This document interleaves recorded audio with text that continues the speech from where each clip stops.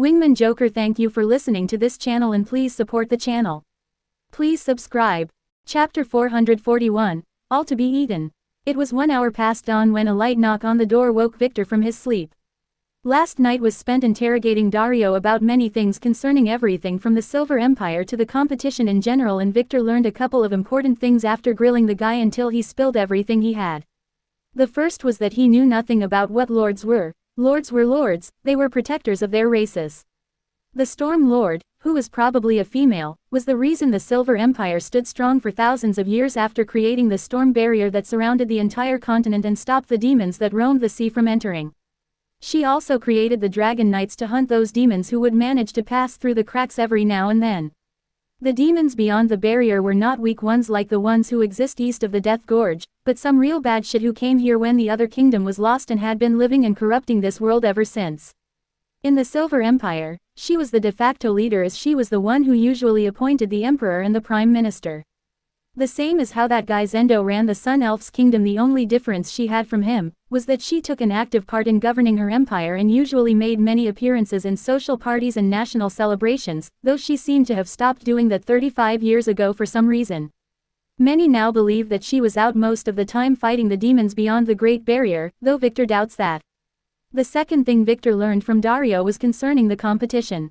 It was not really a competition, but a kind of honey-filled slaughter ground, with mortality rates reaching 40% every year. All the competitors should be older than 17 and younger than 25, and they mostly belong to three kinds. The first were the nobles who were in desperate need of an oath like Dario. They were a minority who had no other choice, as many of them would be in some deep shit if they failed to level up. The fight for inheritance in these noble families was deadly. Dario had a younger brother who had 9 points of authority, and the moment his level surpasses that of his big brother he would kill him to take his place as the heir.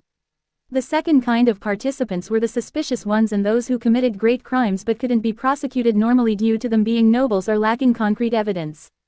Rosette, who was creating her own faction, seemed to be using the competition as a court. She just needed to send an invitation, and no one would dare refuse her, as that was a crime deserving death by itself. Victor, who was thrown here by Lyra, probably belonged to this type. The third kind was the commoners who wanted to be knights. Those usually take an intensive 3-year training course before entering the competitions to prove themselves and earn a noble title. Strangely enough, they seem to have a greater likelihood of surviving, with most of the casualties being on the noble side. Yup, the competition was clearly rigged. According to Dario, this year the competition would involve no less than 250 individuals. 50 or so of them were nobles while the rest were commoners who, for security reasons, were being accommodated in another building. There seemed to have been some trouble between them and the nobles in the past years. Typical fantasy world stuff. Anyway, with the competition contents being a secret and getting changed every year, Dario had no idea what to expect. Hearing him, Victor did consider making a little trip around the castle, but remembering his latest blunder with the elves, he decided to stay put and keep low-key for now. Just until he figured out the truth about the Lord, her relationship with his family members, and such. Knock knock. The door was knocked again. "It is time," the dwarven maid who opened the door said, giving both Victor and Dario, who sat up and began to look around, a disgusted glare. "We understand," Victor said as he jumped off the bed. The maid nodded, then turned and left. "What, it is morning already?" Dario, who was barely able to open his eyes, frowned and asked Victor.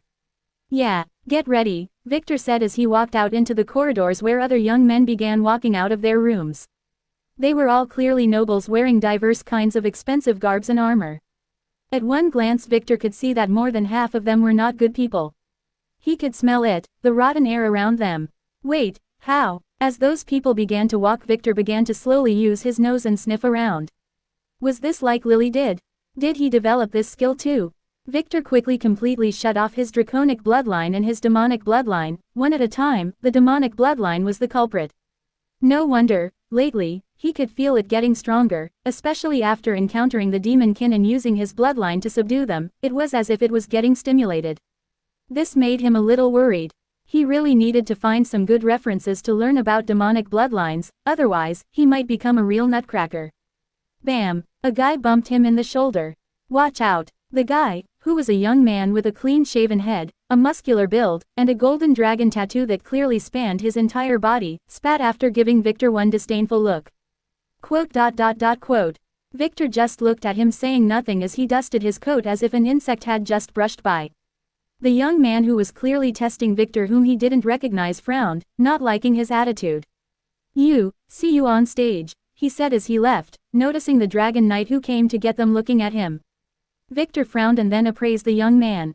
Ridger 2 de Lilian. Class, Lancer. Level, 101. Authority, 13. Abnormal status, Lost Days Curse 2/17. Bloodline, Human 100%. Fate power, D. Predefined fate, get eaten. At his age, this guy was not bad at all. The question was, why was he here? To be eaten. You really should be careful around that guy, Dario, who seemed to have come out of the room behind Victor at one point, said. He is Duke Ridger's only son, and recently had been caught running illegal slave wrestling rings. Princess Lyra wanted him executed, but under the noble law he managed to get scot-free after paying a fine, he explained. He really believed that Victor was some impoverished backwater noble who knew nothing. He wouldn't get away scot-free if he had to be here, Victor said, appraising the rest of the nobles. All of them had lousy D-F fate power and 80% of them had, get eaten, fate. It was definitely happening here. Don't underestimate a duke's power. This guy has enough protection tools, that he might be able to take on a Baron demon alone. Dario shivered. Hopefully the competition won't be a tournament this time around. Quote. Yeah, Victor said, sighing and looking at Ridger's fate. This guy is so dead, but he might have a few good things. Those were Victor's thoughts as he gave the green jade storage ring on Ridger's finger a look. Another thing to steal. Didn't he already get enough stuff in the gorge? Never. Victor paused. Lately, he was getting a little too greedy, probably the effects of his draconic and demonic bloodlines overlapping. Damn it, another thing to be careful about. Regardless, slowly Victor and Dario followed the other young men out of the dormitory into the streets that were still barely lit by the early morning sunlight. It allowed Victor to really appreciate the medieval Gothic-style architecture around him. It was not bad, it is just that it felt a little stiffy with all the ionized air around, the effect of the thunder that struck randomly above them every once in a while. How can you be this relaxed? Dario, who was beside him, asked as he looked around fidgety. Fuck, you look more like a tourist than someone about to face death. Is this the effect of living on the front lines all your life? He asked. You could tell. Victor raised one eyebrow. This guy really had a wild imagination. I can't, but no wonder you caught Ridger's eyes. Dario whispered, making the other nobles who heard him take a step away from them. They clearly feared Ridger too. Yeah, but I think he will be in too much trouble to care about me in the competition, Victor shrugged as heard the Dragon Knight clear his throat. Listen up, we will now head toward the competition arena, follow me closely and be careful not to get lost, or we might mistake you for cowards. The moment you have been registered as a competitor you have signed a Death Weaver. If you escape, it is a swift death. He warned. What the fuck? First, you forced us here, and now you want us to walk there like some serfs. A sissy-looking young man asked rudely. Do you think I should respect you? I demand a 4-horse carriage to be. Bam! The knight punished him in the stomach, sending him 3 feet into the air before he collapsed to the ground. Follow me, he said after giving them a look each, clearly counting them. After that, he turned and began walking in a certain direction. The troubled nobles looked at each other, then mercilessly leaving their friend who had collapsed, they quickly followed. Victor slowed down in the back as he appraised the knight. A level 215 knight. This guy was the real deal. Wait, Simon Rass. Class, Dragon Knight. Level, 215. Authority, 19+3. Abnormal status. Storm Lord's 2nd rank minor blessing. Can absorb thunder to heal. Bloodline, Human 100%. Fate power, B. Predefined fate. Get refined by Zifr the Great. What with this guy's authority? Victor quickly noticed the +3 near the authority level. He pressed on it. Authority, base, 18. Blessing, Storm Lord greater than Rosette, +3. What was that? A blessing? Is that how oaths worked? Strange. How did this work? Why didn't Lyra and her knights have this? Victor, who stayed in the back, frowned a little then quickly followed after he watched 2 knights who appeared out of nowhere quickly drag the collapsed guy away, and then 3 others entered the dormitory, probably to get some poor guy who didn't want to die. None of the other knights had the blessing. Only that one guy. He was not the low-ranking knight as he dressed as. Interesting. Suddenly, Victor noticed a thread of malice that extended from him to the sky. He looked up. A dragon was flying there and a little girl sat on it watching with a gloating smirk on her face. That was a girl who definitely held a grudge against all nobles and probably men too. She was clearly in dire need of a good spanking, that was what Victor had decided.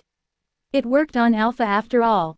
Ellipsis. Axel entered the grand meeting room and began to look around. Luxurious. That was the first word that came to mind. Sorry to call you so suddenly, young master. Susan, who seemed to be the CEO's secretary, said. It is okay, I was not doing anything important. Axel sighed, lamenting the now crumbled up Playdude magazine he left in his hotel suite's bathroom. Now where is that album? He asked. It is right. Bam. The door of the office was pushed open, and a young woman with purple hair walked in. Although she appeared to be from his family, for some strange reason, he felt that her hair color was the wrong shade. Husband. The purple-haired young woman ran to his side. Why did you not return home yesterday? She asked. You are? He asked. Ah, right, I am Arya, you wife. Arya said with a frown. If you returned home last night, we would have properly talked. She said, pouting a little. Quote. Axel hesitated, remembering the info he got from Kai yesterday about the girl named Arya. Right, she was the one who was mistaken for his sister, the one who ran the business, the money-making wife. Her breasts were a little bigger than the others, but still too flat for his taste. Husband. Ah, I got a little drunk and didn't want to drive, he finally said.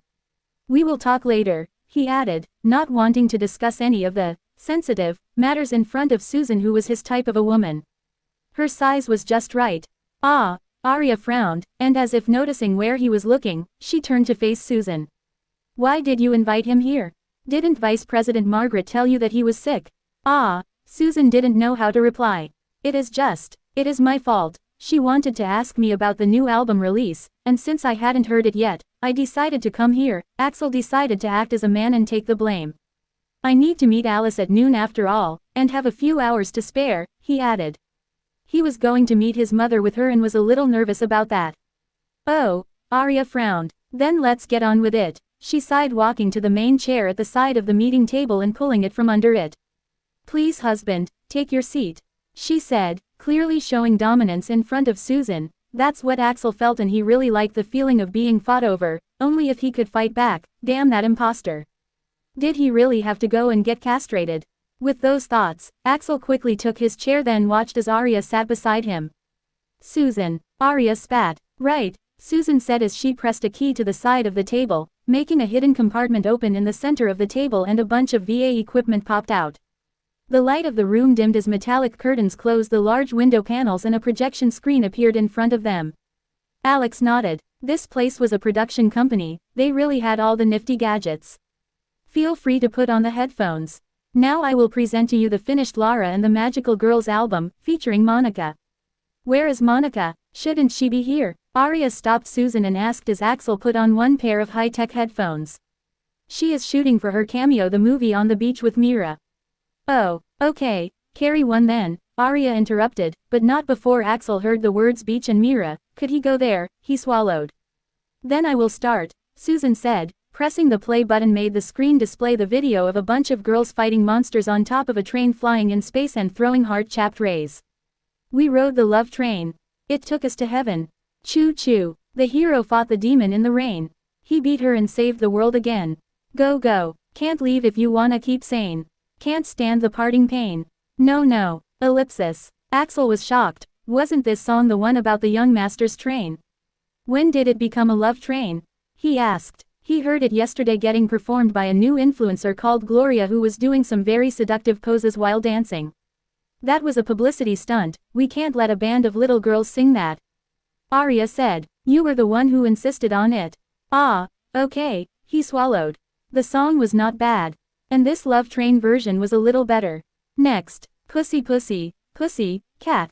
Bad pussy, cat. Evil pussy, cat. Grab the pussy, cat. SPANT the pussy, cat. Kick the pussy, cat. Dead pussy, cat cat. Don't kill the pussy, cat cat. Just punish the pussy, cat cat. Cat cat cat cat. Don't spare the bad pussy, cat. Ellipsis. Axel watched as a group of little girls who were dressed like cats sang with large scissors in their hands. Were they saying, cat cat, or cut cut? He didn't want to know, but this song was catchy too. We tried to keep this as animal-friendly as possible, but we might suffer some backlash from some activist group, Susan explained. It is okay, Arya said. Right, right, I wanna see some models do this song in skimpy cat outfits though, he suggested, making Arya look at him, not with disgust, but with appreciation. Good idea, she nodded. I also. Bang, the meeting room door was kicked open. Wait, you can't, someone yelled, but before Axel could tell who, a young man entered the room, then out of nowhere, he hurried toward Axel. You bastard, how dare you take my rights, I am here to demand. Axel tried to step away from the young man, but as if knowing Axel would do that, the guy quickly reached out toward him, aiming straight for his balls. As a man who practiced martial arts and clearly saw that evil attack coming toward him, Axel had no choice but to push the guy away softly. Bang! The moment Axel's hand made contact with the young man's chest, the latter shook and then took 2 steps back, looking at Axel with shock. Why? He asked in a reluctant voice, then collapsed to the ground with a pocket knife in his chest. Blood began to paint the white shirt he was wearing red. What? Where the hell did that come from? Axel gasped in shock, not really understanding what had just happened as the security guards entered the room and surrounded the intruder. One of them checked on him. He is dead, the guard said in shock, looking fearfully back at Axel as if asking him what to do. What, dead? Axel asked in shock. He barely brushed the young man's chest. Where did that knife come from? It is not me, I barely touched him. Damn it, isn't that Abe? Arya exclaimed in shock. Abe, we will talk later, Arya, who was frowning, spat. Quickly, pull the knife out and staple close the wound close. Handcuff the corpse and cover his face and chest. Make it as if he was escorted out of here, we will make it as if he died in police custody or in a cell. She quickly ordered the guards in a cold voice. Yes. The guards didn't dare to refuse. As people who wired for the media industry, they were used to doing shady things. They were hired in the first place because they had that mentality. We shouldn't let anyone know that he died here, Arya continued as she took her phone to send a message. Boss, I think it is a little late for that, Susan, who was to the side, suddenly said, making both Axel and Arya look back and notice that the remote-controlled curtains around the windows were already pulled open, and outside of the glass, more than 10 drones were filming what was happening inside. Shit,